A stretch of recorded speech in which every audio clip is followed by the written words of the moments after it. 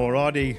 Hello everybody, I can see you in the chat room. The numbers are starting to creep up, which is always encouraging in the 5-minute lead up. But thank you so much for joining me yet again for another live broadcast. A great guest, my friend James. You are going to love his images, but man, has he got some good stuff to talk about. This is going to be quite different this tonight, it really is. But folks, do the usual. I might have been talking to myself for the last 15 seconds, but let me know in the chat. You can see the countdown and you can hear it, and I'm coming through loud and clear. That would be wonderful. So yeah, we've got, how long we've got left now? 3 minutes 7 seconds. See you in a bit, but let me know in the chat if you can hear me.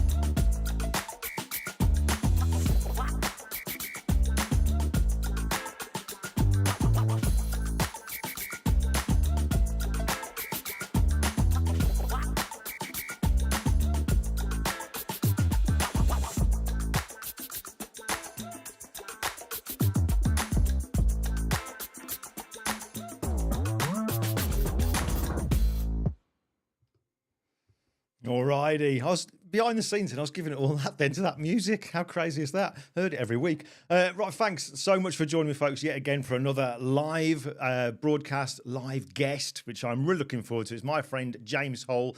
I was trying to think how long me and James have known each other, and I'm kind of thinking, he'll correct me on this, maybe 16, 17, maybe years. I don't know, it's crazy. Around that kind of time, I'm sure it is, but it's just crazy how quick time's going by. But got some great stuff to talk about tonight. You wait till you see his images. Oh my God. Right, before we get cracking, again, thank you so much for joining me. I've seen the chat room, people from all over the place, which is lovely. Let's just do a quick bit of admin. First things first, I need to zoom my camera a bit more. I can see a bit of that window shelf. Do my head in. Right, anyway, the admin. Right, first things first, there is a video I put out yesterday, the day before, I think it was, just something, new bit of kit that I was using. I thought it'd be worthwhile just doing a video to share about it. It's called the ShiftCam Pro Grip. And I was using it the other day, taking pictures. I didn't use it to take the picture of my car with my iPhone. That was done without using that grip, but it's kind of something that I wanted to use.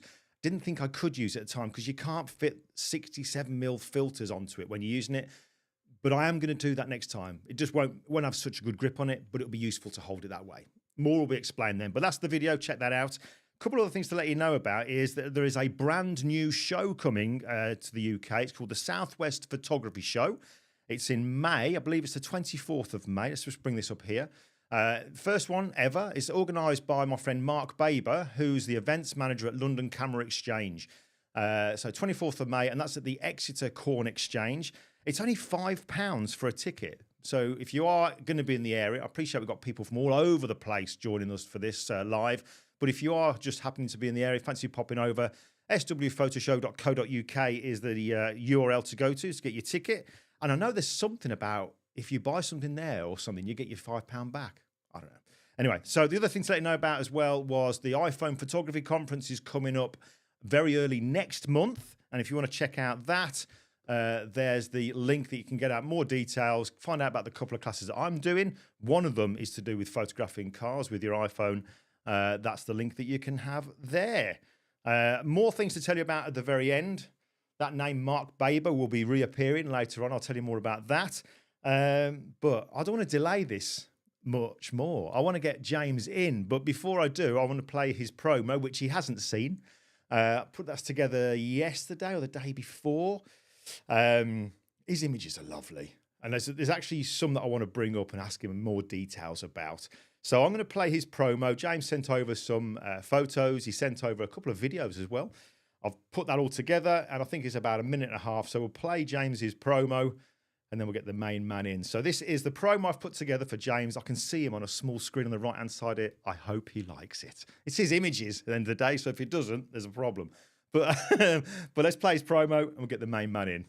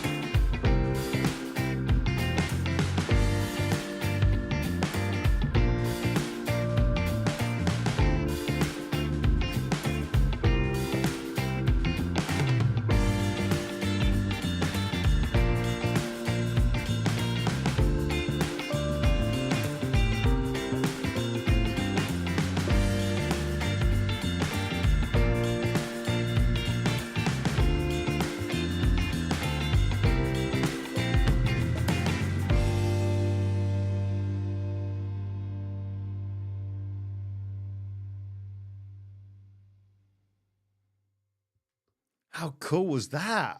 those of you who kind of watch TV and sport, I'm definitely there's some faces in there you would have recognised. Right, let me just unmute him. Let's get the technicals, and I'll bring the main man in. James, can you hear me? I can hear you. Can you hear me? I can, mate. You come through loud and clear. I was a little bit nervous at that particular point, mate, because way back when I was doing these, everything was going okay, and as soon as I brought the person in, it was like, I can't hear you. Kind of like, oh no. But so I have been dreading that the whole time. I've been dreading it the whole time. That these are just going to go blip blip blip in my ear and just cut out. Mate, coming through loud and clear. Thank you for the video. You like it? Thank you for the video. I loved it. I love it. It's so nice because you never see it like that. You just see, you do the thing and then you post the thing or you deliver the thing and then you go back and you try and gather stuff for a portfolio and you're trying to find things that are maybe different or trying to find something that's, find a different image. But it's really nice to see them all pop up there because there's several years work, amongst all of that. And really, it's really cool to see it like that. It's really nice to put together. Thank you. You're not the first to kind of make a comment about it because it is when you see your own work put to music by somebody else, it kind of like, wow. And there was a guy, Russell Brown. I don't know if you know Russell Preston Brown. You probably do actually, from the States and stuff like that. Adobe guy. When I did his, I'll always remember his reaction. He was like, damn, I'm good. You know what I mean? He said, I can't believe I've seen my images like that. He loved it. So it's really cool. But mate, thank you so much for doing really this. And especially because, and I'm quite pleased about this. I'm quite chuffed. Is that this is your first ever time doing something like this? You've never done like an interview, a live broadcast, or anything. So, no, never done anything like this. Tended to try and sort of do anything to avoid. Really, but I'm really up for it now. I'm really up for it. I'm excited. Good. Well, I mean, so is everybody else, mate. Because look at this. Look, comments that are coming in already, like about your images. Like a friend Lee Churchill's put, "Wow, Anthony, amazing work. So many great images. Incredible. A master of lighting." Now, what we were talking about, there's a lot of people involved in that. It's not just me. Well, and this is what, do you know what? This is what I know people are going to love about you by the end of this is, and we were talking about this before we went live, is that you're just James. You haven't changed. You're very humble, and that's what people love about you. And I can see that is why you definitely get the best out of the people that are in front of your camera. It's just thank you, mate. It's very kind. A big part of it. But there are lots of things I want to ask you, and I think a lot of it is going to be very spontaneous. But before we kind of go into that, give us a, if you can, a bit of a potted history as to where it all started and how have you ended up doing, what you're doing now. So I didn't study photography at all. I came into it quite late when I was probably late 20s, early 30s. And fairly typically I started shooting friends who were in bands and DJs and music stuff. And I would get introduced to friends of theirs and would shoot more and more pictures of different DJs and stuff. And by the time, you notice you've got a bit of a portfolio building, and I started putting stuff on Instagram and sharing it and doing all the hashtags and all the stuff you used to do. And then what happened? Then I actually had this one particular picture that I took of my dad playing guitar on the decking at the back of the house. And I did this thing where I was trying to do them where I was layering ND filters, loads of ND filters on top of the camera. I could barely see through the lens because it wasn't mirrorless. It was like a mirrored camera. So I couldn't really see through the lens to focus very well. But I put like 6 stops of ND on, dial down everything, shoot at 1.4 and then use strobes. Before we had all high speed sync and all that sort of stuff. And I did this picture. I was really pleased with it, and I posted it online. And a friend of a friend asked me to do a campaign in that style for a client of theirs, which was amazing. I didn't really know what I was doing, but I went and did this thing. I even had these like flexible ND filters. I think they're even meant for lighting, and I was putting them on the lens. And I had 2 of them in, so it's like shooting through like 2 pairs of tights or something. But I managed to get away with it and delivered it, and it was good. And I thought maybe I can stick with this for a while. And I that was probably 2012, and I've jobs have gradually got better and bigger and more interesting. And there was a point about 2016 where I stopped saying I was working locally in Brighton a lot. And there was a point where I just decided, I got some advice from a friend of mine. He said, just say you're in London. And that's what I did. I put on my website, put everywhere, I put that I was London based, and I stopped charging for travel. I stopped doing anything like that. I just made it as easy as possible to hire me, and just put up with the travel. Just to be working in London, just give no reason to someone, because they don't need much of a reason not to hire you. So give Right. no reason to someone not to hire me, and that was great. That was a really big jump for me. That made Wow. that made a really big step in the career. And I started Yeah. doing some assisting for a very close friend of mine that I still do a lot of work with. We work together on stuff where I sometimes Well, direct and he's doing let's stills, but come back to we can that. touch on that in a bit. Let's put the reins on just for a minute, because I just want to kind of Yeah. like bring you back a bit. Okay. So you're basically you're self-taught. You know, I mean, Yes, primarily self-taught. Yeah. self-taught. What Well, is it internet about taught, I would say, actually. internet taught? Like so many Mm, of us. Do you know what I mean? So many of mm, us. But what is it yeah. about? Because there's so many areas of photography that you could have potentially gone into. Yeah. What is it about portrait photography in particular that floats your boat? What is it that you really kind of like about it? I think it's really interesting because doing it the way I do it, you're generally being plonked into someone interesting's life when something interesting is happening to them, and you get to be a Right. part of it, which I think is the most. Whether someone's making an album, like Lisa is on screen now, she was recording an opera album. This was shot during COVID, so I had a mask on for this and everything. Right. But um, she's an incredible opera singer, and she's flown over to the UK and she's signed with Decca, and they're just doing the first sort of artwork for the album. And it's incredible to be part of that. You know, you get this amazing Mm. opportunity to like meet these people, and you meet people on a level where you're working together, which is, I really love the fact that I get to collaborate with people who are already working on something and already doing something, and you're just a part of that process. You know, Do you ever? which is I mean, photographing people anyway. It can be, you know, if you're not photographing somebody who's in the public eye, somebody who's got a very recognizable face and they're well known, mm, that can potentially be very intimidating for some people to be able to, you know, to work with them, let alone yeah. photographing somebody, you know, your average Joe that wants a portrait. People Mm. sometimes find that a bit awkward. So Yeah, yeah. would you say that you are definitely a people person? Do you know, do you find it easy to kind of talk to people that you've never met before, to make them feel comfortable and all that kind of stuff? I think it's because I'm genuinely curious. I'm interested. I want to know. Right. I want to talk about what it's like. You know, I want to know what it's like. You know, I just turn up to these. That really is it. I'm just curious. I want to know what it's like. I want to know what they're doing, what they're working on, and what the experience is like for them. And so I'm genuinely interested. So and sat in front of someone like we are, I'm really curious about, you know, what goes on, whether it be someone who's well known or not. I still want to put them at ease, and it's not putting people at ease is a thing that you have to do, Mm. but Mm. not picking up the camera is actually the biggest part. That's Yes. just talk to someone, Oh, and get to know them and be part fantastic. of it. You know, the one thing that I really enjoy now that I didn't used to have is when I turn up to a shoot and it's someone like, we shot Lisa again for the other day. Right. Um, and when I turn up there, we've got a team. There's a team now. I don't want to sound flash or not, because I'm not. But we've got like a group of people that I trust, like 3 or 4 people that are coming onto set, and there's someone in charge of lighting, and we've discussed it. There's someone in charge of digi and the laptop and all of that data capture stuff. So I can go and chat to them while they're in makeup. I can say, how's it been? What you've been doing? What's been going on? You know, where's this come about from? And actually sit down, have a chat, have a coffee, and spend as much time as possible without a camera between us before Mm. we start shooting, to really build that relationship, or restart, or, you know, rekindle that relationship That you've had with someone if you've worked with them before. Now we haven't planned you saying that, but just you saying that there is absolute music to my ears, because it is something that I have talked about a lot. Is the fact that, you know, Mm, it's the old thing, isn't it? You got 2 ears, 1 mouth.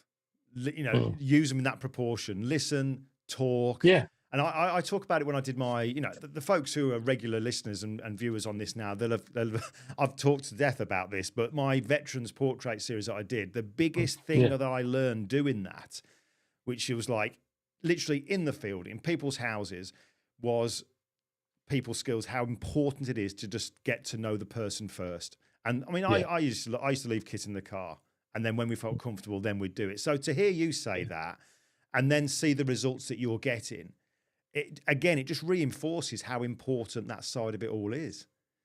It Yeah, really, really there's does. like there's a tendency when you're doing this stuff, and when I started doing it, I was very guilty of it, is trying to impress everyone with it, trying to impress the person with the picture you've taken. And like the actual base level expectation is that it's going to be impressive because they're paying you to do it. Like that's the expectation, is that it's going to be Yeah, good yeah. and it's going to be impressive and it's going to be ideal for what they're looking for, because you are providing a service to them. So once I sort of got over that bit and I realized it was just about, I'm sort of losing my train of thought here, but you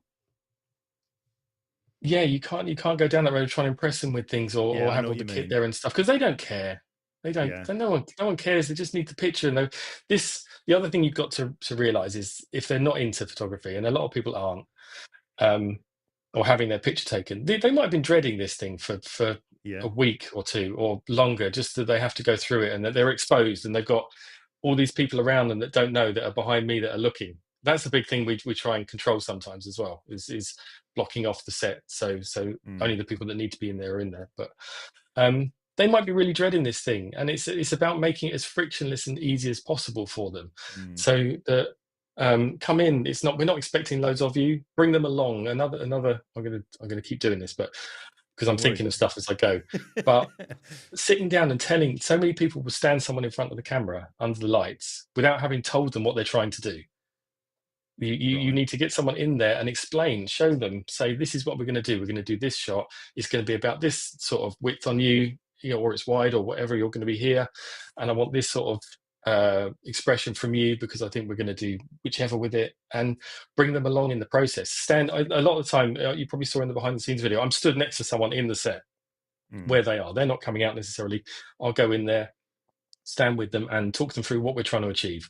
And if we're changing stuff or anything, I'll drop the camera, not drop the camera, but give the camera to someone and go in there and spend the time when we're moving lights, or when we're resetting something, or trying to just chat to them, because it's about bringing them along in this process. And because they're Yeah. very exposed, really, just stood in front of you. They're very much, you're really in control of the situation. So it's Yeah, about steering absolutely. it Yeah. and making it as frictionless and easy as possible for them. All right. So my question then is, obviously you're somebody who says, you're internet taught and you just love doing the portrait stuff. What is it that, how did you learn that? Was that something that came natural to you? It made sense to you that this is what you should do? Or did somebody kind of guide you through that, and you Yeah. saw them doing it thinking that I love what they do there. That just seems to really help and it works more. So how did that all come about? It was assisting and working with my very good friend Tom Oldham, who's an incredible photographer, and we've done loads of amazing jobs together. And it was being on set with him, and not being, he's very open. He'll happily tell you about any of the part of the process he wants to do, and the way he approaches things. So it really, I give all the credit, really, is in terms of managing that part and realizing how that works, and fostering that relationship, and not being, once you realize you don't need to know everything. Yeah, You yeah. don't need to be Being like, humble. I don't need to know how I don't, I run the risk here of sounding like uh sort of, the diva sort of photographer, but I don't need to know how to operate flash. I don't need to know what power it's on, because there's people who are managing that stuff, and the actual job is to manage the subject in that situation. I don't need to know what the things are set to, and you're not worrying about stuff, because in terms of photography, that's all down. That the technical is down. You just need to look at the screen and make sure everything looks good, and shoot away. Often we won't be checking the screen in between. I'll shoot, and then you get to the end of the day and you haven't seen a lot of it, but because you saw it through the lens, it's good. It's there. You've got the shots in there, and then it's a case of Do you know what, James? I think from what yeah, you're saying it's there, that's it there. I Not sure think if I if answered the anything, question. what it shows me, or what it's telling me, is that you're confident in what you're doing. Number one, that is, without Yeah, a doubt, you're confident in what you're doing. But also, I think it's very, you've got people around you that you can 100% trust. They are good at doing what they do, and you can kind of hand over that responsibility, which I think, as a photographer, can be quite a hard thing to do. Do you know what I mean? To hand yeah, over responsibility for something else because it's what you're doing, but to be able to do that, I think says a lot about you as well. Well, you have to trust the people you're working with as well. You have to trust them. You can't be worrying that they think you don't know what you're doing, because it's about assembling a team. A photography shoot is a team effort. You know, it's about the stylist, it's about the makeup, it's about the makeup is the first line of defense. Really, the Yeah. makeup artist is the first line. So if your makeup artist has upset the talent when they come in, so you know, if they don't get on, it could throw the whole thing off. Luckily, I've never had that happen, but they really are the first person that has any dealings with the subject beyond introductions, and they spend like an hour with them at the start. So if the makeup artist doesn't like you or anything, like, you know, you could run into issues like that. So it really is about supporting the team and crediting the team, and giving credit where credit's due to everyone that's involved, whether it be the lighting, whether it be the digi doing the grade, whether it be you know, runners, or anyone that's any part of the project is all in there and all credited. You know, if someone suggests that it was going to look better that way, and it comes up on screen that and everyone goes, wow, that looks amazing, I'll quite happily go, yeah, well, that's Brad's idea. Brad deserves the credit for that. I've shot it, but you're assembling a team of people, and you can't have an ego too much. I mean, you've got to be in charge of the group, but you can't be too much of an ego. And and you don't need to know. The client isn't looking at you going, oh, he doesn't know how to change that light, because it doesn't. It's not. They just want the result. I love what you're saying here, and clearly people do as well, because there's some real good comments coming in as we're saying this. It's 𝐓𝐡𝐞 basically says, summarises you, a project manager with a camera, basically, is what, you know. But there's, again, from Lee, he posted, when we were talking about, you know, people coming in and, you know, these kind of well-known faces and what have you. Lee's question here, which I haven't read all of it yet, but let's just bring it up. Lee says, do you even get a client or do you ever get a client that doesn't want to be there? And if so, how do you handle that situation when clearly they're like really uncomfortable? You make it as quick and easy as possible. You say to them, like, this, if we do this, then you can go. Basically, like, if I need this for this, you know, you don't get it very often, to be honest.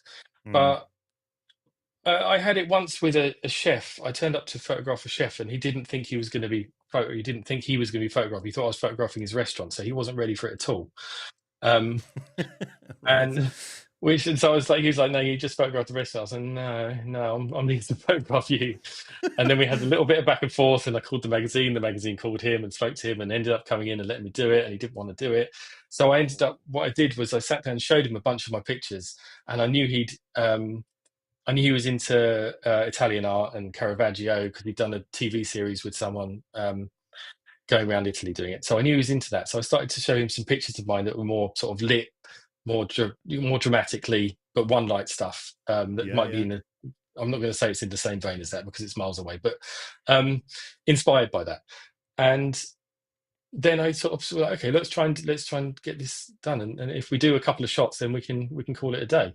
And we ended up spending another hour shooting in 3 different locations, and he had a great time, and it was really nice. But he didn't want to do it at the start, and that doesn't always happen. Sometimes what you have to do, you know, I've done some of these with actors, and I'm not going to name any names, but I'm trying to just think about how I say it. How can I word this? He said. It is a case of like, okay, well, I need this shot. I need this shot with you doing this or holding this. If we get that, then we're all done, and then that's it. And okay, great, thanks. That's it. Yeah, that's it. You can go. That's great. Unless you want to do anything else, and they're like, no. And we're done. And as long as you've got the thing, because often you want. Do you know, this is. We're trying to get something for ourselves a lot of the time. And I think people are really aware of that. Yeah, you want something. I want to. I don't get this person. You know, you can do the shot of someone holding the thing that they're meant to be holding or whatnot, but you really want a shot of them like looking off, nicely lit, and you know, definitely. You want that, or you want that really close up thing. And there's often people that don't want you to do that. What you said there about the restaurant guy, that he was kind of like, no, you're photographing the restaurant, not me. But you were aware that he'd done this TV program going around, and you knew that he liked the Caravaggio stuff. Now, does that mean that as part of your work before the photo shoot, are you somebody who does maybe a little bit of research on the person you're photographing, so that you are able to have some kind of common thing that you can talk about, or you've got a bit of knowledge of something to talk about to help them at ease Yeah. as well. Yeah, you want to do a Okay, bit of research, but not too much. Like right. you want to know the things you may want to avoid, and you want to know a little bit about it, but you don't want to read too much into it, because you need to not know the answer to what they're telling you. You need to not know the punchline to the story that they're telling you. Yeah, So yeah, research is really important. Research and looking at other things, other pictures they've had done.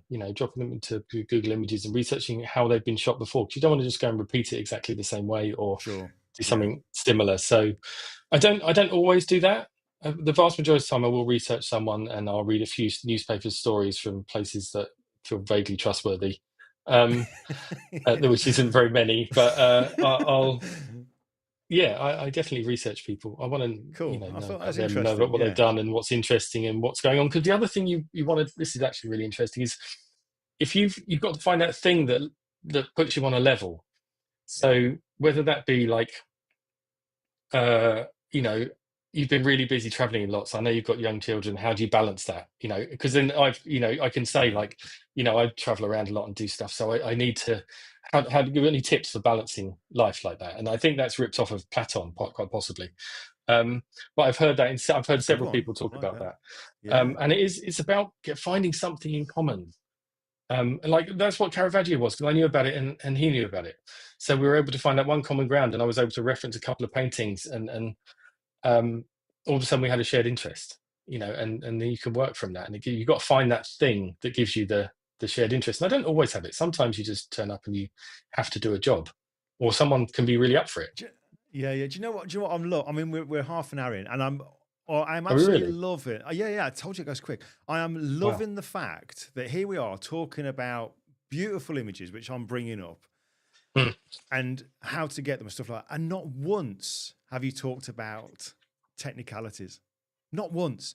Your Mm. primary kind of focus is all about the subject, getting them relaxed, how to kind of like communicate and people skills, Yeah. basically, and Yeah. management of people. That's basically seems to be what is your secret weapon. Do you know what I mean? To get in Well, it's not. these It's not just images. me. It's like I've learned this. I've learned this off. Like I keep mentioning my friend Tom Oldham. I've learned a lot from working with him. You turn up to Or set when and I say secret weapon, I mean it's kind of like your kind of like your fairy dust that you use that yeah, helps to get this. yeah, I guess so. Why Yeah, did I and say fairy dust? What on earth am I thinking? You know what I mean, don't you? You know what I mean? yeah, but yeah, I think yeah, you're right. You're right. It is that you do use that, and not being difficult to deal with. I'm not a diva. Yeah. I want everyone to have. I want a photo. I want everyone to enjoy the photo shoot. I want people to come away Cool. saying they enjoyed it. All right. Well, Um, let's. I'm because it going should to. be fun. It is fun. Absolutely, and it clearly is. You're getting Yeah. the results. But listen, I want to move on. Actually, a couple of Go comments for here it. from Jean Francois put photography about human relations, Yeah, that's isn't correct. it? Yes, it is. Yeah, Absolutely. Right. Listen, absolutely. guys, I get scared how quick time goes doing this, and I will get you back on. But one thing I want to do is to Go for talk it. about. We've got the project that I want to talk about. We'll leave that for the moment. Mhm. But the one thing I want to talk about is a couple of images that I kind of highlighted, and I have Go brought for them it. up as you've been talking because I just love them. And I know you are very humble, and that's what I love about you is the fact you just kind of like, thank you very much. The images that I'm going to bring up, as soon as I saw them, and I'm repeating myself what we talked about before we went live, It's cool. It's cool. that if when you sent these over, if I'd have seen these images in, say, for example, Annie Leibovitz had released her 2024 yearbook, and if these images were That's in there, I wouldn't have not. I'd have thought they were hers. Do you know what I mean? They're that good. And I want to yeah, the ones I've got that's here. incredible praise. That's Let's incredible just praise. bring up a couple of them. I'm sure people will agree because the lighting is just sublime, and that's what I want to talk about because I know there's something you want to mention about. So I'll bring these up individually here. So first of all, let's just bring up this Go for one. it. I Yeah. mean, just fabulous. All right, so bring that one. So I've that one there. We've Hmm. got this one. I do love this series of pictures here with Alfie Boe and Michael Ball. I really, really do. So we've got that one That's good there. shoot. Got this one. It looks like it was. So I've got that one. And then there's another one. I mean, there's so many that are nice. I'll just bring up these ones just for now then. So this is I'll Yeah, go concentrate for on it. this particular series, right? So Yeah. That's the one that what was I was the cinema shot, and they use that on the cinema performance and the album artwork, I think. oh, how cool is that? So the thing I want to say to you about those is, first of all, and I'm sure people would agree with when I say this, Mhm. every single one of those shots, particularly the ones where they're on the stage, or the one at the very, very start where they're kind of like in this kind of urban Yeah, in environment, the kind of wings there, of right? yeah. Yeah. So that what I love about these images there is are they lit, or is that what the environment was like? Do you know what I mean? You don't Yeah. go, oh, you can clearly see there's this and that. It just looks like they're on a set and they just happen to be positioned in where the lighting for that particular set or that area Yeah. was. That's how natural they look. And clearly that is the goal. But can you talk us through it? If I bring up, let's just say, Yeah, I'll bring go up for it. this one Bring first one of up. all, and I'm going to put Yeah. you in the bottom right just there. So Okay, which is my left and right? That's right. Yeah. Oh, I don't know. Now you're asking. That It is, kind of mirrors, doesn't it? There you go. You're yeah, that's pointing it. at the picture now. So Yeah. talk us Okay. through this. What can you tell us about this particular shot here, James? So that's on is it the Victoria Theatre, and that's on the stage of Hamilton. But because the stage of Hamilton is it just happened to be the theatre we could get. But the stage of Hamilton is copyrighted, so you can't show any of the stage elements in the shots. So what we did there is quite an interesting shoot. So we had 4 hours in there, I think, and there was myself and a digi and a lighting assistant. I think almost all of them are lit by one strobe, I think. So up above, I know here. There you go. Which it may have been in frame possibly, because often I'll shoot and the strobe might be in the shot, but then we'll shoot a plate without it in the shot so we can comp it out. Yeah. We just take the light out, take another frame, and then brush it in when it gets in post. So I think that's probably a 135 centimeter Rotalux, which is what I was using a lot when I was doing that. Just the one light boomed over top of them, slightly toppy, and you can see it's just running down the edge of Alfie's cheek there and across his face there. And Michael's got his head slightly turned, and it's just catching him really beautifully, and it's from above because it feels like the light probably would come from above in there. I think the color temperature on that light is quite a bit cooler than the light around it, just to give a bit of contrast to the warm lights behind. Right. So that may have it may have just been daylight, and the lighting in the back, which is all just practical lights. We just turned on all the lights in the theatre, and we had this one fairly tricky element is that when a theatre's empty and you want the fog on, the theatre is too cold, so all the fog stays at the top. So you try and fill this theatre with fog because you want all the atmosphere, but all the fog is just, you can see it in like a cloud at the top of the theatre, and it's just not coming down because of the temperature in there. So you have to just keep filling it and then wait, and then it all slowly starts to drop down. We've got a comment, James. We've got a lovely comment here from George. George has put, see if I can bring this over the top here. He's put, even the shoes are well lit. Look at that. Yeah, you got some specular reflections. I think that's probably brought up a little bit in shadows, but you got the reflections of the softbox on the shoes there. Yeah, it's nice. Cool. Let's just. I love that. I love that. Me and you for a sec. Yeah, go for it. It's a lovely shot. Now there's some questions coming or comments coming in here. Yeah, go for it. Tim, friend Tim, great guy. He's put the lighting for the auditorium shot is amazing, not just on the subjects but on the seats and the environment around them. Wonderful. And I'll bring that one up in a second because I do want to talk about that one. And Anthony, my friend Anthony, he's put, Glyn, can we have a look and discuss the images with the rim light, the backlighting? Now let me just see, what does he mean, Anthony? In the chat, I think he means the main cover shot. All right, so let's go. I think the rim lighting one's probably the cover shot one. This one? Because they're clipped. Yeah, they're clipped by the right, Anthony, house lights. Let me know in the chat, mate, if that's the one that you mean. But James, I'm gonna dive in anyway. Yeah, talk us through this one then, because everywhere is really well lit, like Tim says. Yeah, so there might be two lights on this actually. There's a fill and a key. So there is a softbox that's it might be a 6-foot softbox that is up sort of there and over top, probably at that sort of angle, but feathered off, so it's facing more towards me than it is towards them. Right. And then the rest of it is the house lights. So the house lights were all turned on at the maximum possible. I think I think all the house lights are turned on at the maximum.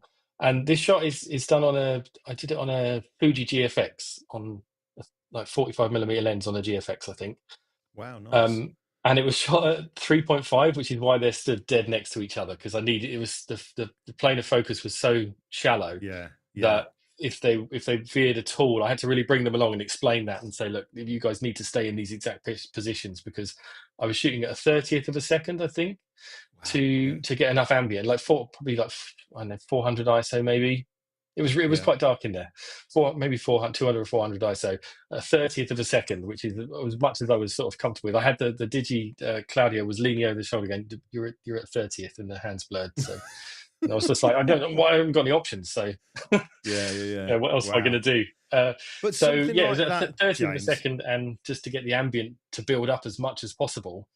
Yeah. And then you're using flashes on very low powers. Like I think I had some B1s, and there's a B1 Profoto B1 in a umbrella, big like 6-foot umbrella or something, lighting downwards.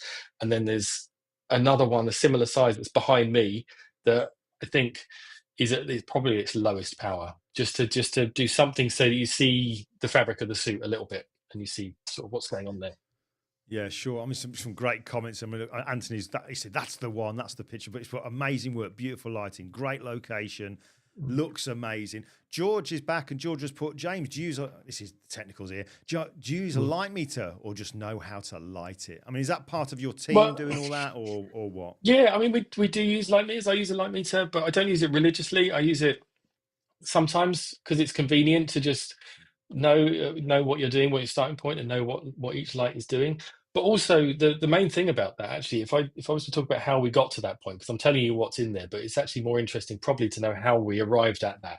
Yes, and it makes sense that, so we just turn the house lights on. You'd have them pretty much in a silhouette, apart from that hot light hitting Alfie's suit, which I don't think is a flash. I think that's one of the auditorium lights. And they'd have been pretty much in silhouette, apart from the highlights on the hair and the clips. And then you got to think about how you don't. I'm not going to side light them and split light them, because they're stood next to each other. It doesn't make any sense in an auditorium that lights would be on the stage with them. So the lights are always going to be above, coming down. So that's your initial position, is my key light needs to be above, coming down. I need to cover both of them. So I need it to be big. I need it to be soft. So I need it to be fairly close. And that really is the thinking behind it. It's soft, it's big, it's close. It's going to cover both of them comfortably. There is a certain amount of post-production gone into bringing out the suits and the shadow areas of the picture, like the shadow side on the left. I'm pointing at the teleprompter here, but on the shadow side of the left of the frame, where the chairs are and the doors and the wall and stuff, that was probably been brought up. That's been brought up a little bit, because in an ideal world we'd have had a day to pre-light it all and set these shots up and just walk them through it, but we didn't have that. We had to sort of turn up there and go, okay, what we're going to do. And when you always do that, you want to I always turn the house lights on, and then start turning lights off. So I'll be talking to the lighting director saying, can you turn those off, can you turn that up, can you turn that down, turn those ones off if they're doing too much or too little. And then you supplement it with whatever you need to get it to feel as real as possible, and make it look as good as possible. Yeah. Now, you said there that you had, I think we say 4 hours on that particular shoot. I think we had 4 hours load in and load out, because they had a matinee performance, I think. So, all right. So my question there is, and because you said right at the last thing you're kind of saying there, is that when you go in there, you go, right, what have we got? Put all the house lights up. Right, turn that one off, put that one down. So when you're going there, what kind of prep has gone into that? Are you kind of like briefed by the people saying, right, we want this? Or is it a case of, right, this is what the shoot's for. What shots can you come up with? What do you think is going to work? Is that how much kind of free will you're given? It is, but we didn't have that much planning. So originally that shoot was meant to be done at Richmond Theatre, but it got cancelled at the last minute. And then the day before we did this shoot, that's when we found out we had the Victoria Theatre. It was like the day before, or the morning of the day before, and I just had to look at some pictures of the set or look at the Victoria Theatre on their website, and then we go in there, and straight away myself and Sam and Claudia will walk around before we get any kit in. We'll walk around the place and say, okay, what can we do? What can we do here? What can we do here? And we'll take phones and we'll snap possible shots. And then I'll have a chat to the creatives from the label and say, I think this will work, I think this will work, I think this will work. And then, for example, there was the shot of, if you put the shot up of the in the dressing room with the light bulbs and stuff. So it was needed to be Christmas, because there was a Christmas element. So that's all set. That's a prop prop. What do you call them? Prop stylist. That's a All prop right. stylist has come in and wrapped all those Christmas presents and done the tree Right. and set it all up in that room. And Brilliant. I'm actually hiding behind Alfie's head in the reflection. I'm not sure if you can quite see me in there. But Do you know no, what I so did when I was putting this blocked. together? I did zoom in and look to see could I see Yeah. you anyway. Yeah, I'm slightly blocked from there, but and this is lit exactly the same way actually, but the lighting is actually very similar. The lights are all just a lot closer, the backlights. So the backlights give you that glow and the separation and give you that practical light, so we know there's light in the room. So we just have it feels like the light in the space. It feels like the lights on the other side of the wall are what's lighting them that you can see in the reflection. Yeah. And again, it's a soft lighter. I think just a soft, the 𝐲𝐡𝐞 soft lighter is just boomed over top. And probably, I think from memory, the arm of the light stand was in frame here, going across, just not intersecting with that picture on the wall. And it's tipped over and dropped down just to light them. Wonderful. Feel like a nice big soft light on the top of the room. Wonderful stuff. Wonderful. I could talk about this kind of stuff forever. It's just fascinating to get to hear how you do it. I mean, that shoot there, it looks like it was a fun shoot. Do you know what I mean? Yeah, it looks great. like it's stressful, yes, but it certainly looks like they had fun. Do you know what I mean? Yeah, but there's an understanding. It's not the first time I've worked with this client actually either. I've maybe done 5 album shoots with Michael over the years. I made 4 or 5 albums with him. And there's just a trust there, and that was maybe the 3rd one. I think I did 3rd or 4th one I did. I think I had a 5-album contract, and I think maybe I don't know. Maybe I shot a few of them. And yeah, there's some trust there. There's trust with the client, and we're just looking for the thing. And yeah. And you bring you've got a common goal, haven't you? You've got a common goal. They want to look good. They know they need the enough images to do the whole campaign. There's images there's setups that we did that aren't there, that didn't ever make it to see the light of day. But that main one, which was it was all about that theatre shot, really. That was our main thing. So actually there's a priority right at the start. We need a shot that shows the theatre, because we haven't hired a massive theatre to not show the theatre. And so that is your main shot, and it's making that. And I think we tried it square on. We tried it to this angle. We probably tried to another angle, but I think there was probably, for whatever reason, we didn't shoot the other angle. But do you know what I think about it now? There is a light in the top of the chairs, I think. Possibly I had one at the back of the auditorium. But yeah, or across the chairs, possibly. It's got so much atmosphere, that picture has. I love it. I do. Yeah. I really love it. I mean, it was incredibly difficult to execute, because you've got to keep them still. They couldn't agree on what music we should have playing either. They were disagreeing on what music we should have playing on. We had a little speaker on set, and they were disagreeing over it. Yeah, it was like a toss up between disco or blues, and yeah. Anyway, what won? I don't know what we landed on in the end. I don't know. I can't remember now. But I was just trying to be like, it's hand it off to someone else. It's lovely work. It's kind of like it's so well done. You've made, and you're going to say, yeah, but it is kind of easy. But to the untrained eye, that's like, what a nice shot. But to know what's gone into it, yeah.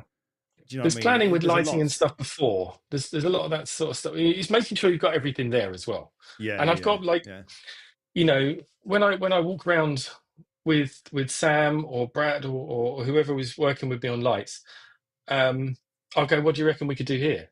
What can we do with this? And we need another shot. Have you got any ideas? And people will suggest something, and sometimes it's just the right thing to do. And sometimes we'll disagree, and I go, no, we need to do it this way, or I reckon this would work. And everyone, and you play with this stuff. There's a bit of a process to finding it. We're moving lights around, playing with it, and we don't have a lot of time to play with it. But that's the thing. That's where the pressure is, I guess. You just know from experience that you put it on, and it's either wrong or right, and you know which way it needs to go. If it's too shadowy, you need to wrap it round more, and if it's wrapping round and it's a bit flat, then you need to back it off a little bit, and if it's too bright, you turn it down, and if it's or you move it away. Like it really is. It sounds so simple, but I very rarely change the power on lights. Actually, I tend to spin them. I tend to feather them on and off, or move them a little bit in and out. Because when you're that close to someone, especially with the portrait stuff, not so much with that. There's quite little bits of little. I sometimes go, can you just spin that off a little bit, and it'll just feather it away or towards me. Yeah, brilliant stuff. Listen, there are the questions result. coming in. I can see Go on then. Well, I George can Britton. answer. Well, we'll do those in a moment. But George Britton's got a question there about assistance. We'll definitely come to that one. But I'm conscious of time, but I don't want to not cover things that we've got here. So if you're all right with it, James, we'll just... Yeah, right, no, I'm what fine I'll with do is it. I'm going to bring up one more image that I'd like to just kind of just see what you can tell us about it. Again, it's a beautiful image. Then we'll have a bit of a break, short break for 2 minutes, and then come back. And I want to just grab you about that iPad project, because I think that I am utterly fascinated by. But the other image I want to bring up before we have a break then is this one here. I just love it. Wilson. I love it. So what can you tell us about this? So this was myself and Sam Shaw. People should look him up, actually. Sam David Shaw on Instagram, but he works with me a lot, and he lit this with me. We went into this studio in Penguin's head office, and I've shot in this studio several times with someone in this same setup. And the idea here was just to put some color in. So we brought that lamp in, so it would be a practical light. So it felt like the light, if we wanted to light Ruth from that side, I should start again, actually, because the idea here is to give some three-dimensionality to it, which is why we're trying to light Ruth from behind, or keep the shadow side of her face to camera to give that shape. Yeah. Sometimes it's called short lighting, and then the other is called broad lighting. But so we're short lighting Ruth here, and that light that's there, it feels like that light is doing it. That's the idea, is it feels like that light is doing most of the work. And it's not really doing that much at all, but a soft lighter with warm gel is like maybe a straw or something is on it, like a half straw, is boomed in just behind and over the tops, and that's lighting the side of the microphone, lighting Ruth's face. I usually try and keep the bottom of the modifier at about eye level, so that you're always going to get a catch light if someone looks at the camera.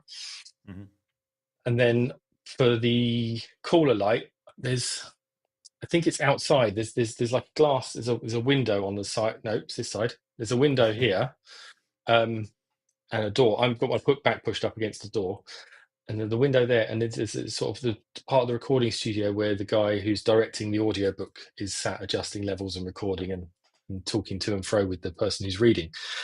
And I bounced just whacked a cyan gelled light into the ceiling, or a cool gelled light into the ceiling, and then the colors were tweaked. The colors were tweaked in post, but they also sort of mimic the colors that they used on her character in the TV show series. Right. Not exactly, but it's sort of when they have her picture in the series, I think these colors sort of are what they use on her. Yeah, so that was the main thing behind it. And it's actually, people will be able to find other shots of the Penguin audiobook stuff, where it's like the room is just a grey wall.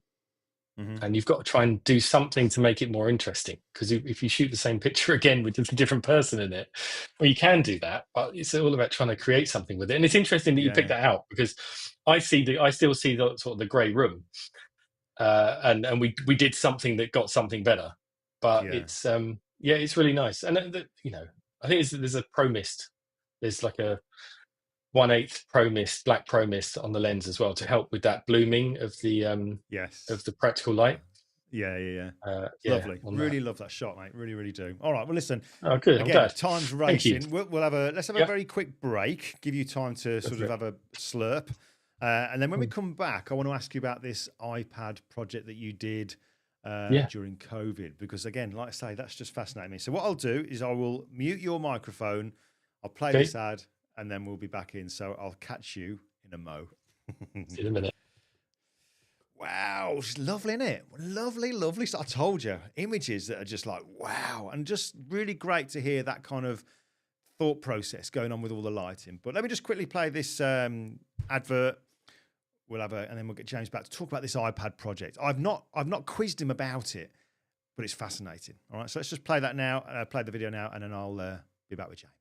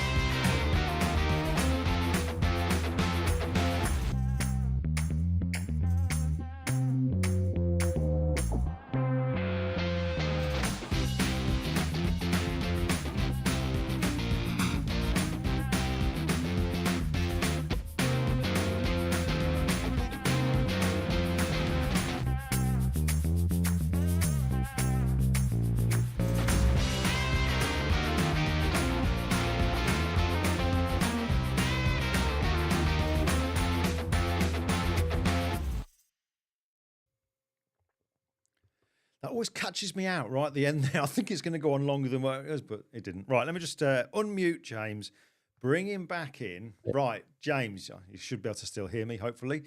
Yes. So let's now talk about this iPad project. I'm going to bring up this stuff over here. Got it all prepped. So I'm going to bring up this series of images here. These are the ones I believe that kind of what you did first of all. So we've got these images here. This is like a behind the scenes shots.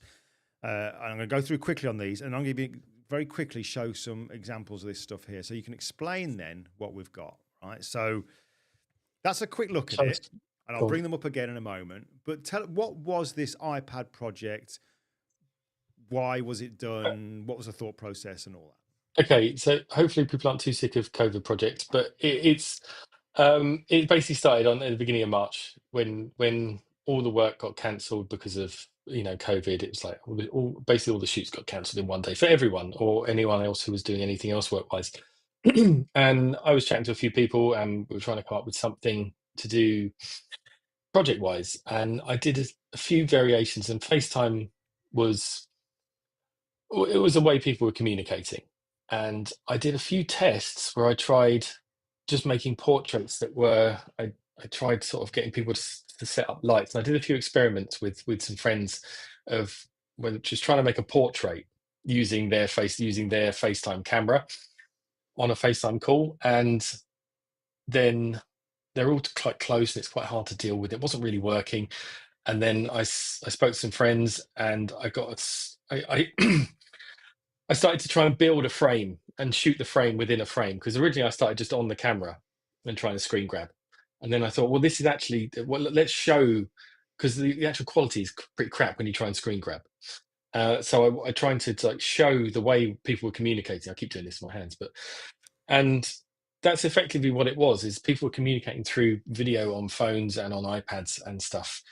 So I started to reach out to a couple of people, and I would try and go on a FaceTime call with them and rearrange their living rooms, and everyone was up for it because no one had anything else to do. Yeah. So I try and rearrange their living rooms, and we position lights, we position sofas near windows, we do all kinds of stuff, move the table, move everything.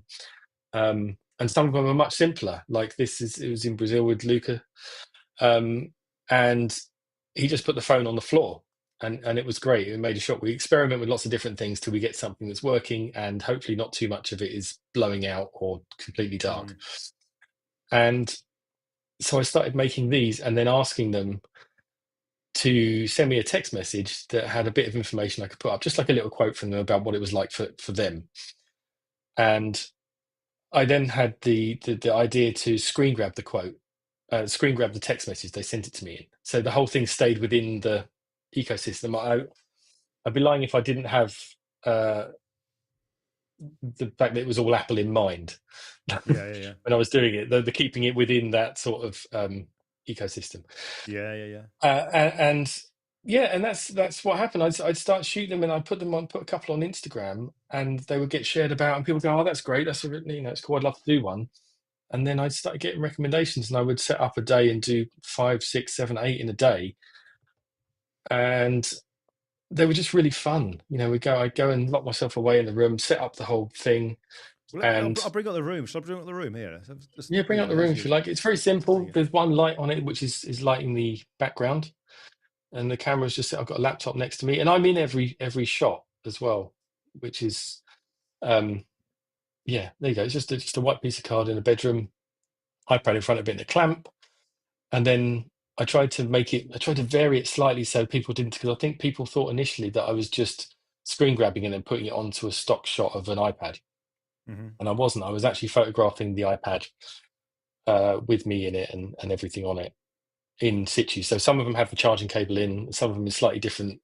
It's not quite perfect, which is all deliberate to make it feel more real, while everything is an individual shot. And you can see I'm in the top right of every single one of the frames. But they ended up really lovely. That was one of the first ones I did with Michael, who's 𝐁𝐞 𝐁 on Instagram. Amazing guy, amazing photographer. And it was just really lovely. People really enjoyed it. I suppose in a And I way it was ended kind of up a bit of therapy as well. You know, I mean, quite cathartic doing that during that yeah, I horrible mean, most time. of them were. I was on the phone for an hour with most people. This Mahalo in Dubai. I recently shot him in London, and then just contacted him, and he was in Dubai. Saw it, loved it, was up for it. He was a dancer. We did, again, an hour on the phone, Yeah. and just made some pictures. And some of them are simpler, some of them more environmental. And it's nice looking back at them now because I've looked at them for a while, and they're Mm. very sort of. I like how organized the frame is inside the frame. Yeah. Actually, everything's sort of nicely positioned on that sort of that 28 mm lens that the iPhone has or had. Yeah. Um, Yeah. Yeah. yeah, it was really nice. And then I Very was cool. very lucky. I suppose you're going to go on to the Virgin bit in a minute. Well, yeah, kind of, because obviously you said you're sharing it, Yeah, people loved it, and then yeah, this is what's brilliant to hear, is that something came of it mm, unexpectedly, but for it to happen, you had to be doing something. For something to happen, you yeah, had to be and doing something. Do you know what I mean? Rather than expecting things yeah, to come your way. yeah. Nothing was going to come anyone's way, and it was just out of making sure I just need to do something. I really wanted to do something to keep shooting because I felt like I suddenly just had nothing to shoot. Mm. Um, and yeah, and very luckily, I'd been putting them out. I put out about 25, maybe, and I got contacted by Virgin Media. It was someone I already knew. It wasn't completely cold. It was someone I already knew at Virgin Media, and they wanted to run a campaign using it and shoot a bunch of their ambassadors and staff, and do the same approach with that. They basically wanted to buy the idea and and use it as a campaign, and I was more than happy to do that.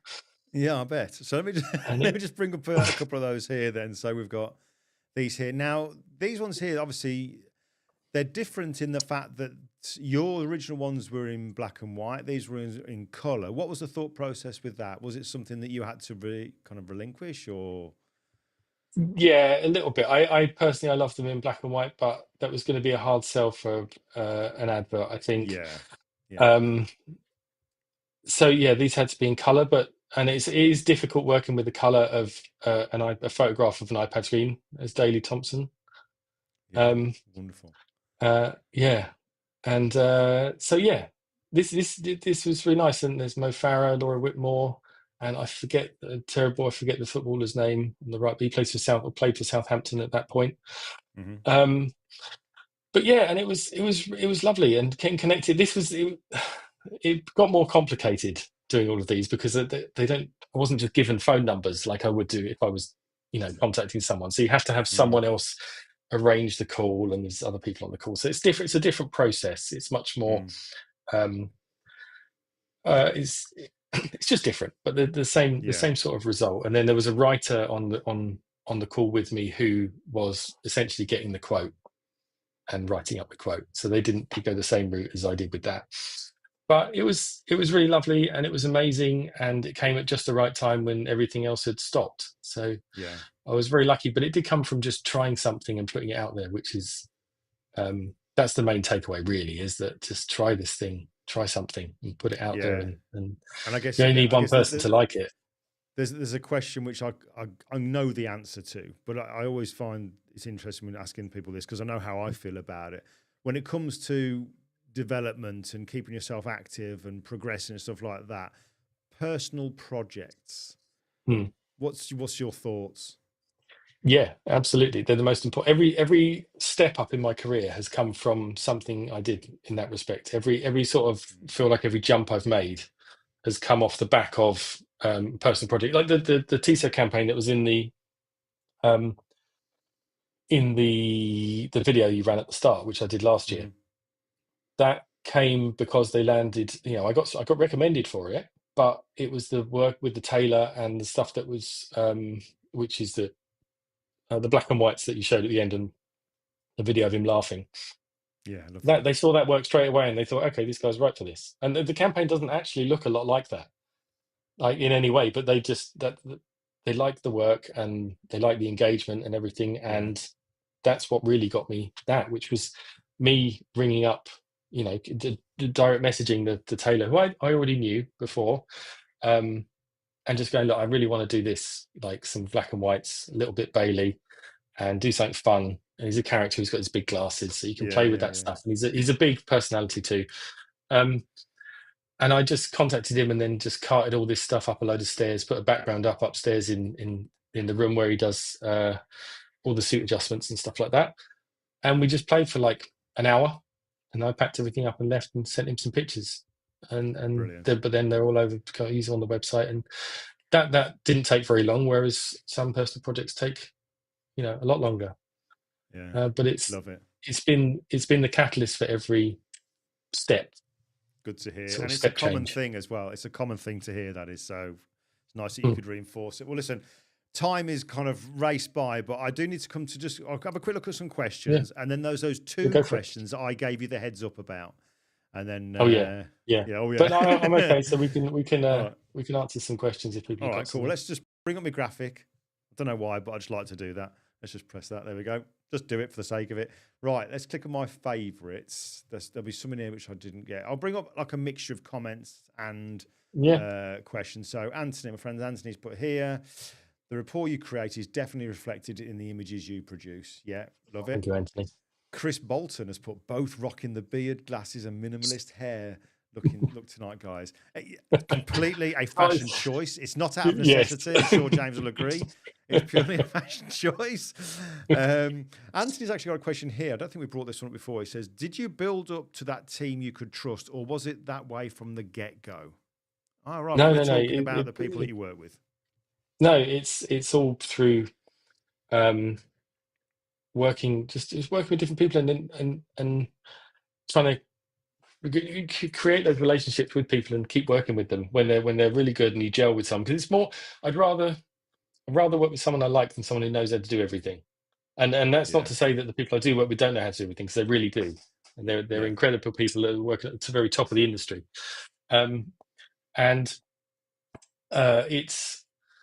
But it is about, sometimes you have someone that you don't gel with and maybe you don't work with them again. But no, it didn't come straight away. I've done plenty of shoots where I thought it could have gone better. But these days, luckily, I have these amazing team that support me really well. Yeah. And they don't work for me. They work for loads of different people. And a lot of them are, almost all of them are amazing photographers in their own rights as well. Yeah. Cool. Well, George here, the question I said that George, actually, this is one that he posted a couple of times, actually. I'll definitely make sure I bring this one up. George Britton has put, as someone who has recently graduated from studying photography, what would you look for in an ideal assistant?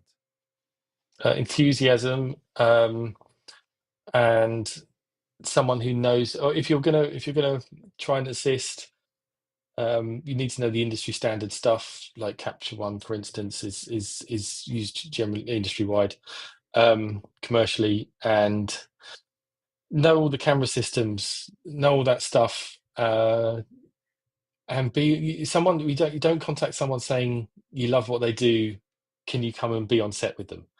Like, because that's you're not there to just tell someone how you did something. People you want someone that's going to come along and help you and actually make something easier. That's what you really need from people. You want someone who's going to come in and go, what can I do?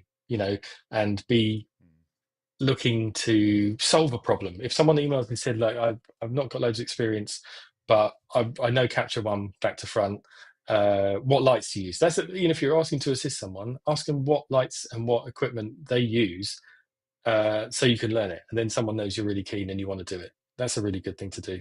Good. So that you can say to someone like, okay, what do you use? I use whatever lights and whatever camera system, and okay, great, I'll learn that. Come back and then come back again saying I've spent a lot of time with these camera systems. I've researched it. Can I come on? Can I come on set and do some bits? And they won't, because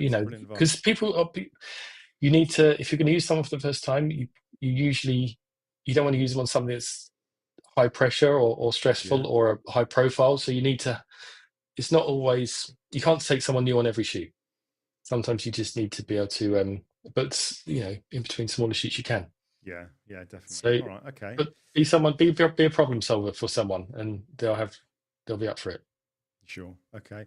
Lee Churchill did put, do you do a recce? But you answered that anyway when you were saying, and he did sometimes say that. Oh, answered that when you go out sometimes with your phone and take pictures and what can we do? Yeah, you go around your phone and take pictures, or use some of those apps that you got an app that's called Viewer or something. Camera View. I can't remember what it's called, but I can tell you if you want. viewer which has like my camera or the cameras in it, and it has different lenses that I use in it, and you can use the frame lines and stuff, so I can hold it up and see what the frame lines would be. I'm with you. Yeah, so I all use right, those so, to recce, but we don't always well, get to I'll recce. ask you that Sometimes you just afterwards, and rock up. I'll put the link to that in the blog post afterwards, then, because I'll do a blog post about all this tomorrow as well. Lee did put here, I love them with the dance. This is to do with the iPad project. I love them with the dance and the way you captured the motion in their hands. And there's just a couple of little things that come in at the end here. Let's have a look here. Jean-Francois. I've noticed there's a question. Oh, go on. Go on. No, I just noticed there's a question that Phil said about going to 160 and higher the ISO. Oh, right, okay. Yes, and the reason, I just think the reason I didn't do that is because it would have been difficult to recover all the shadows if we went higher. I'd much rather have the lower ISO so I could get more out the shadows cleaner. And that's the reason I'd rather go to 130 and drop the ISO. Brilliant. There you go. Thank you very much. Right, good one.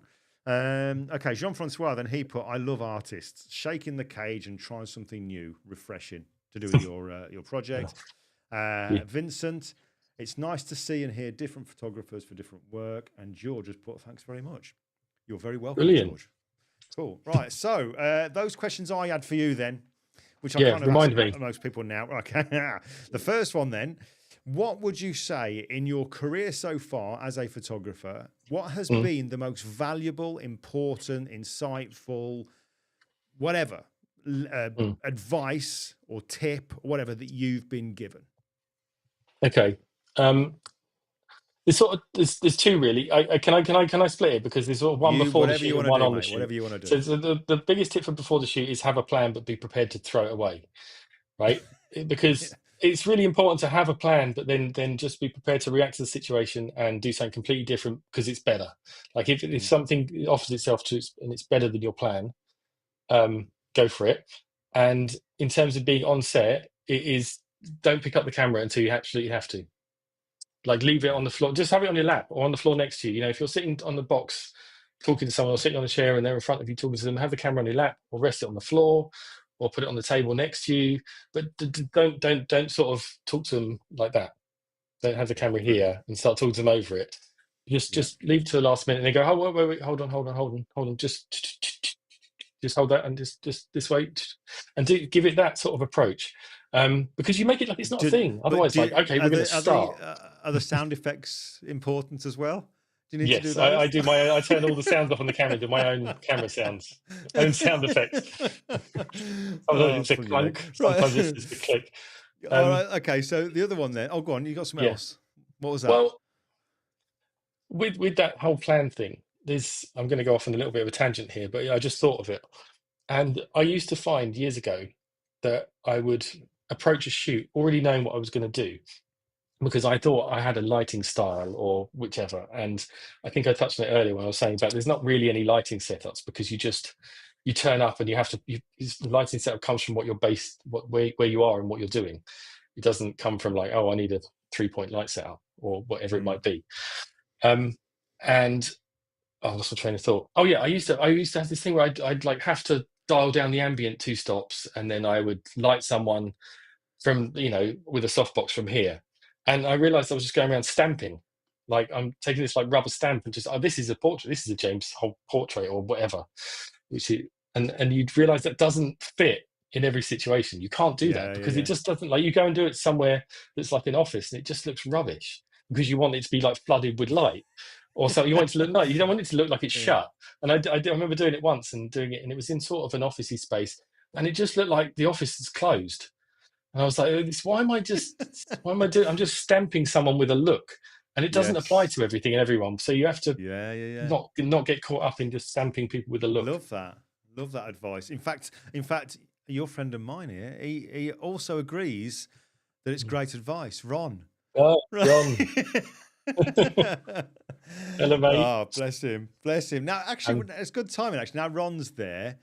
Now, for those folks who don't follow James yet on social media, in fact, there you go. There's James's handle on Instagram @WholePhoto. Now, you and Ron and one other, you've recently kind of joined forces with the studio. Is that right? Yeah, we've got this new, not new space, but we've got a new space to us, which is just a natural light space in Shoreditch, which we just begin. We've literally been in there a week or so, and yeah, we're just starting to use it, but it's really exciting, and we're thinking about possibly doing some workshops at some I point in was the just going to future. mention about that. Yeah, Yeah, and cool. I wanted to get that in, but yeah, we're thinking about doing that. So we're still in the very early stages of discussing it and coming up with it and working out what we can offer really, and what's feasible. That would But be yeah, we're going to brilliant, be wouldn't doing it? something. We want to Brilliant. keep an eye on that, because it might come up on our Yeah, yeah. socials. Yeah, well, But like I said, make sure that you do get James's Instagram and Ron's. I'll put Ron's into the blog post again as well. But make sure you keep up on those for details. I did have it on here, James. Honestly, it says workshops. I was going to bring it up. I definitely was going to bring it up. All right. So the other thing to mention then, I wanted to get you was if somebody who's, they're a photographer, they've maybe not been around it for too long, but they kind of think, oh, having listened to James now, I want a piece of the action. I want to do what James does. Are there 3 tips or advice, quick tips and advice that you'd give somebody that's got their eyes on doing what you would like, what you do? Yeah, let me go back and think about that. So it's 3 tips for doing what I do. 3 bits of advice if somebody said, I'd love to do what you do. How can I go about doing it? What would you advise me? What 3 things possibly? Just like experiment, find people to shoot it, just experiment. And that's all, that's what we're doing in this space now we're getting into. We're going to go in there and start experimenting with the space, experiment with the light in the space, and see what we can do. Get people in front of the camera, shoot it, learn how to edit, have a bit of a, try and replicate some stuff. Because that's the thing, is you want to replicate, try and replicate something and then take something from it and make it your thing. Love that. And pick from lots of different places. Pick the thing you like. Whereas it was like, you can see earlier on, I was really referencing Annie Leibovitz and that sort of work, and Mark Seliger and stuff early on. I love his stuff. And now you can see me doing things that are very inspired by sort of Bailey or Platon, or those sorts of black and white photography, which I really enjoy, and I do a lot of that now. Yeah. So yeah, don't yeah. What did I say? No, I think you've got 3. I think you've done it without realising it. I think there's 3 there. Yeah. The first one was experiment. Don't get caught up in kit the second was get people in front of your camera. And the third one, I would say, because you mentioned, big names there, is look at their work and be inspired by it and try to replicate it. So there's work out what it is you like. Things. Absolutely, yeah. There you go. And don't get caught up in kit. Like, if you're gonna, like, it's a good rule. Like, if you don't know why you're putting a second light up, then don't put it up. You got to know why you're putting the next light up. Yeah, absolutely. Yeah, brilliant stuff. Yeah. Wow. Okay, that's fantastic. Brilliant. All right. Thank you. So what I say here then? So I feel like I know I've got to end this, but I kind of like don't want to. Well, listen, I knew this was going to be good. And it's been so bloody good catching up with you after. I mean, we've known each other. That's lovely, mate. Do you know how long it is, mate? Because I feel like it's years maybe like 2012, which is, or 2013, maybe 2013 years, something like that. Yeah, something like that. Yeah, it's quite a long time. Wow. It's crazy, isn't it? Crazy. And it's scary how quick time goes by, but it's been so good catching up with you. And I'm glad as well, because I think it was Ron. When I saw you guys posting that, you now got the natural light studio, and I saw that, I thought, I've got to get in touch with James. So I gave you a shout, and and obviously that connection there with you knowing Ron, I know Ron. So that worked out really nicely. So good stuff. I've known Ron online for a little while through him being the Sony ambassador and working with Tom. But I actually met Ron at the end of last year for the first time. Wow, really? Amazing guy, amazing photographer. Oh, really lovely guy. Lovely guy. I'm What really he sees, what you in the get. space. Absolutely, yeah. And he was great. Yeah. I mean, like I said to you before, when me and Ron were chatting, it just like time went like that, and I was like, oh my god, I didn't even get the half-hour break in. Do you know what I mean? I didn't even put the advert in on that one. I don't think, but it's brilliant.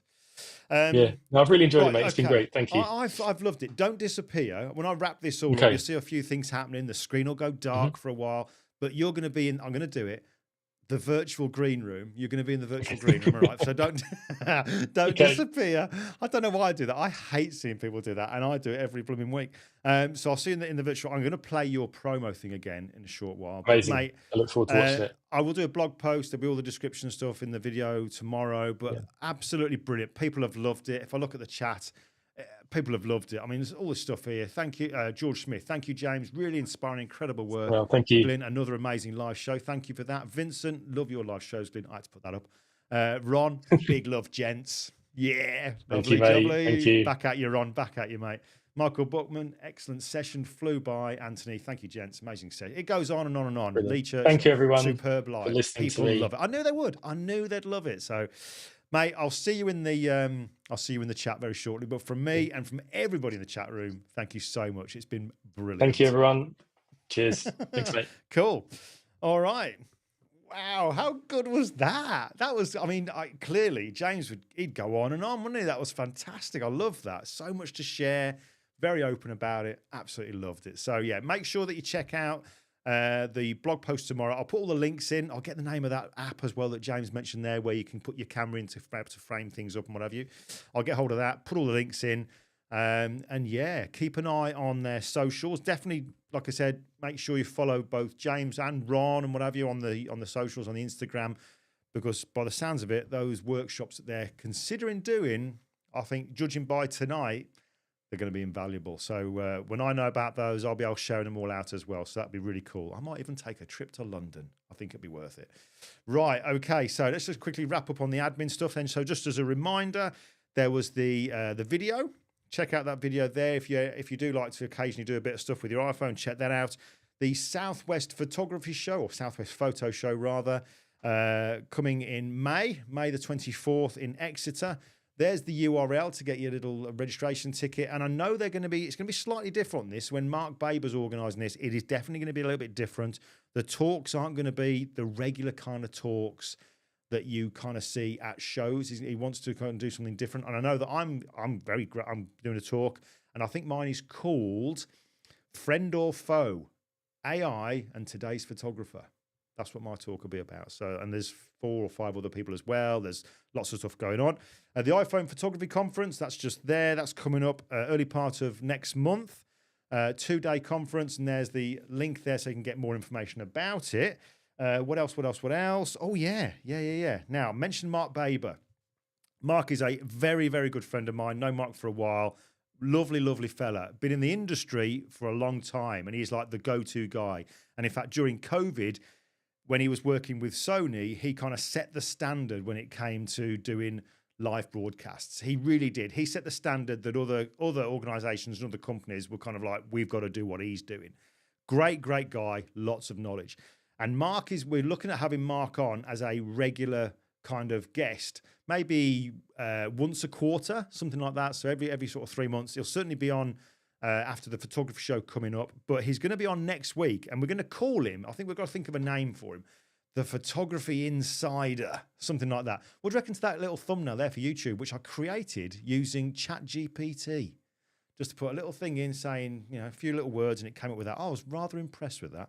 But yeah, Mark's going to be coming on. He's on next week, 7 p.m. on Sunday, and he's going to be talking. There's 3 things he's going to cover, and it's going to be tech, so the latest kind of stuff, what stuff is out there at the moment, what cameras, all that kind of stuff.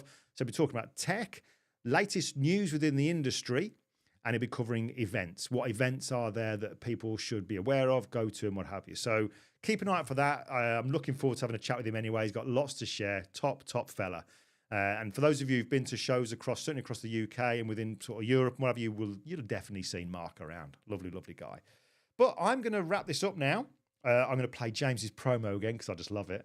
We'll play that, and I'm going to have a chat with him in the green room. But folks, thank you so much for joining us today. Great to see the chat room so busy. Lovely comments. Unsurprisingly, because James was just fantastic. I'll go and have a chat with him in a short while. But folks, thanks again. I'll see you next week. Same time, same place, 7 p.m. UK on the YouTubes. I'll see you then.